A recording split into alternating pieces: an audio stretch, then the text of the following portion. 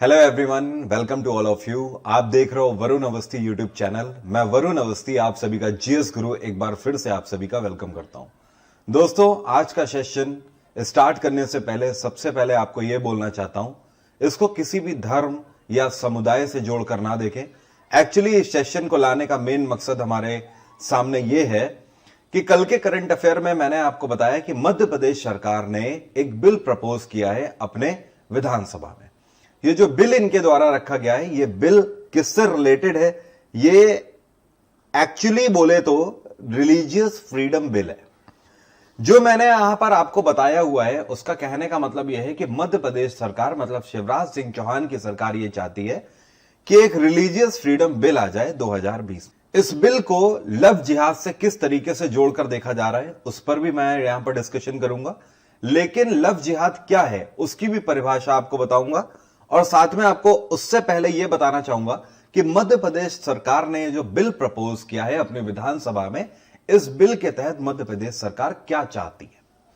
सबसे पहली चीज यहां पर आपको यह समझना होगा कि इस बिल में कुछ बातें कही हुई हैं। वो बात, इस बिल में सबसे पहली बात ऐसी कही गई है कि अगर कोई भी ऐसा केस हमें देखने को मिलता है जिसमें किसी भी महिला से इस तरीके की जबरदस्ती करी गई हो, जिसमें कि उसको धर्म की सही बात ना बताकर, अपनी सही रिकॉग्निशन धर्म की ना बताकर उससे शादी करी गई हो, या फिर उसे धर्म के आधार पर गलत चीजें या फिर फॉल्सिफाई स्टेटमेंट देकर उसे मैरिज के लिए कन्विंस किया गया हो, इस केस में उसको हैवी पेनल्टी दी जाएगी और साथ में मैक्सिमम 5 साल तक की सजा भी हो सकती है। पहली चीज।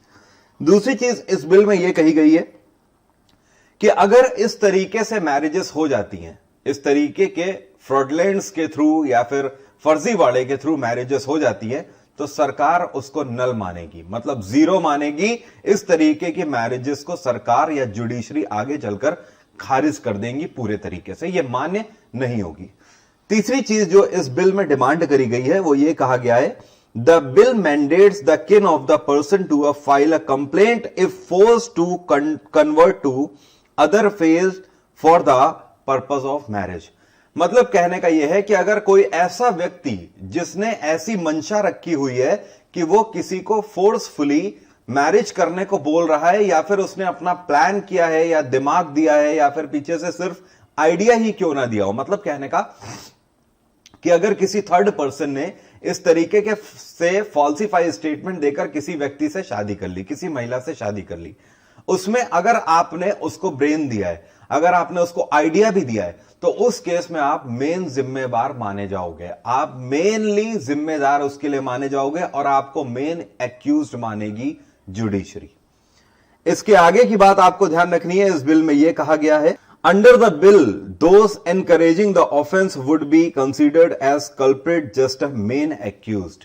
किसी भी तरीके से अगर आप इस तरीके की गतिविधि में हिस्सा लेते हो तो आपको मेन कल्प्रिट ही माना जाएगा, आपको सेकेंडरी कल्प्रिट नहीं माना जाएगा। उतने ही आप भी सजा के भागीदार होंगे जितना कि वो व्यक्ति जिसने इस तरीके से शादी करी होगी। साथ में इस बिल में यह बोला गया है, the bill also mandates that those who are involved in religious conversion for marriages they should inform the district marriage magistrates at least 1 month in advance. अगर आप इस तरीके की शादी करना चाहते हो, ठीक है, तो इस केस के लिए आपको अपने डिस्ट्रिक्ट मजिस्ट्रेट्स को 1 महीने पहले से ही नोटिस देना होगा। अपने डिस्ट्रिक्ट मजिस्ट्रेट को एक तरीके से इंफॉर्म करना होगा आपको 1 महीने पहले से। यह तो इस बिल के बारे में बात हो गई। अब दूसरी बात यह है कि इस बिल से रिलेटेड लव जिहाद क्या निकल कर आ रहा है, या फिर लव जिहाद होता क्या है, बाद में मैं अपनी बात करूंगा। पहले मैं बात करता हूं क्योंकि आप लोग आज की डेट में गूगल के हिसाब से ज्यादा चलते हो, तो अगर आप गूगल पर भी लव जिहाद डालते हो तो लव जिहाद के लिए बाकायदा विकिपीडिया ने अपना एक पेज बना रखा है। अल्टीमेटली अगर हम बात करें तो लव जिहाद वर्ड मेरे हिसाब से, या फिर ऑफिशियली अगर देखा जाए जुडिशरी के हिसाब से, तो लव जिहाद वर्ड कोई एग्जिस्ट नहीं करता कॉन्स्टिट्यूशनली। कॉन्स्टिट्यूशनली इसका कोई भी रिकॉग्निशन नहीं है। ये जो वर्ड है ये सिर्फ और सिर्फ एक इस्लामोफोबिक, जिसको आप एजम्पशन बोल सकते हो, ये एक इस्लामोफोबिक एजम्पशन है जिसको इस तर्ज पर नाम दिया गया है कि अगर कोई भी मुस्लिम यूथ अपना गलत आइडेंटिफिकेशन देकर किसी भी हिंदू महिला से शादी करता है और उसे अपने इस तरीके के ट्रैप में फंसाने की कोशिश करता है। यहां पर ध्यान रखिएगा, ट्रैप का मतलब यह नहीं है कि उसने गलत इंफॉर्मेशन दे दी या फिर वो अपना इस्लामिक रिलीजन छुपा रहा है तो वो ट्रैप हो गया। नहीं, यहां पर कहने का मतलब यह है कि if you are becoming an relationship तो आपको कुछ भी छुपाने की जरूरत नहीं है। बात आ रही है समझ? अगर आप वेदर यू आर हिंदू और मुस्लिम, आप हिंदू हो या मुस्लिम हो, जुडिशरी को इससे कोई तकलीफ नहीं है, सरकार को इससे कोई तकलीफ नहीं है, आप शादी कर सकते हो।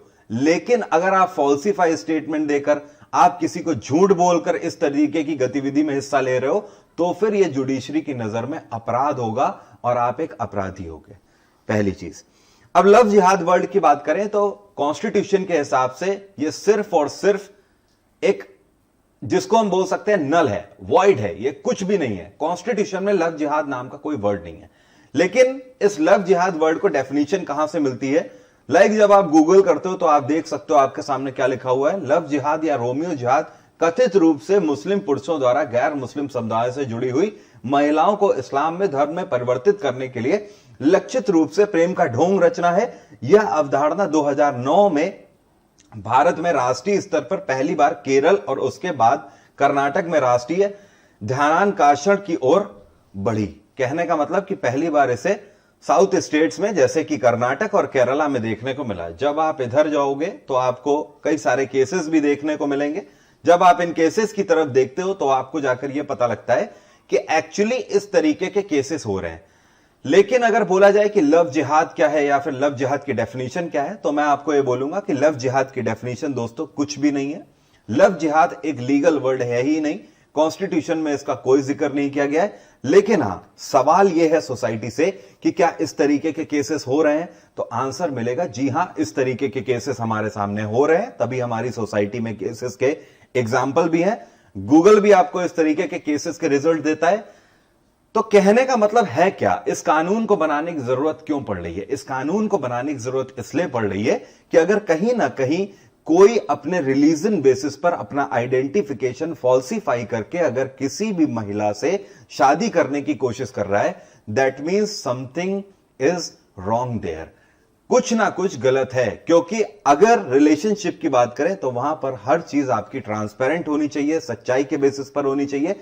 और अगर आपको कुछ छुपाने की जरूरत पड़ रही है, दैट मीन्स कि वो रिलेशनशिप फिर खरा नहीं उतर सकता। एक चीज और मैं आपको बता देता हूं, इस पूरे सिनेरियो के तहत इलाहाबाद हाई कोर्ट ने इस बात को खारिज किया है कि रिलेशनशिप में सिर्फ शादी करने के लिए अपने रिलेशनशिप को छुपाना, मतलब शादी करने के लिए अपने रिलीजन को छुपाना, यह सही है पूरी तरीके से। यह इलाहाबाद ने गलत डिक्लेयर किया हुआ है, इलाहाबाद हाई कोर्ट ने।